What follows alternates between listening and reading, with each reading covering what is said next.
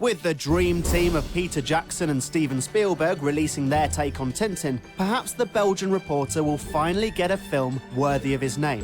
However, it turns out Ubisoft also hope to do the same in the world of games, where Tintin and Snowy have had a less than brilliant history. Loosely following the plot of the film, which blends 3 of Tintin's comic adventures together in a single story, The Adventures of Tintin, The Secret of the Unicorn follows Tintin's investigation into the mysteries of a model ship that will take him halfway across the world and have him crossing paths with friends, villains, and the permanently plastered Captain Haddock. Can the game capture that sense of adventure that defines the Belgian boy wonder? At its heart, Secret of the Unicorn is a puzzle platformer. From the dusty basement of Marlinspike Hall to the sun-drenched streets of Morocco, you'll spend most of your time in 2 dimensions solving simple puzzles. Making the most of Tintin's limited abilities, the game constantly introduces new brain teasers, whether it's burning through ropes with a torch or jamming gears with a carefully thrown bolt. They may not be that tough, but their variety and inventive design keeps the pace of the game ticking over. This allows Tintin's standout aspect, its combat, to take the focus. Starting off with simple punches, but developing into a full suite of abilities, it's the stealth that elevates the gameplay. You'll be sneaking around powerful enemies for takedowns, laying traps, and escaping into vents to reposition and strike again. These inventive and fun sections are made great by brilliant animation work that sees enemies sliding into walls and tumbling into crumpled heaps with perfect slapstick.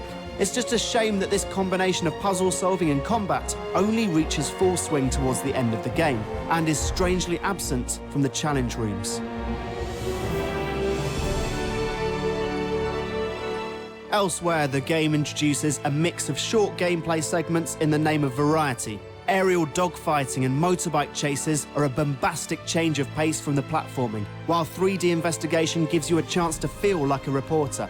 Less successful are the sword fights. They are weak affairs that lack any of the fun of the 2D combat. But the majority of the sections have the intended feel. They bring a cinematic atmosphere and some more action to a traditionally structured platformer.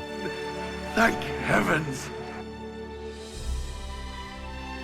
Unfortunately, the game is less of a snug fit with the film it's based on. Basic graphics, simple cutscenes, and poor facial animation are small irritations. But the lack of correct voice actors, John Williams' film score, and even the film's central villain are surprising omissions. Thankfully, the game's interpretations of the film's set pieces often turn out better, including a thrilling escape from a sinking ship.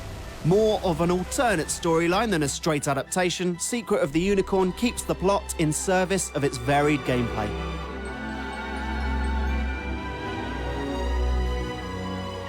The final element of the game is its co-op mode. Featuring a full set of unique levels, here the game drops the shackles of its license and allows its 2D gameplay to take the lead. The result? Fantastic fun for both players with complicated puzzles, tougher enemies, and tricky platforming sections. The addition of a second player makes the combat all the more fun, while playing as different characters opens up whole new ability sets. Brilliant in its own right, the co-op mode is an excellent addition to the game's short story.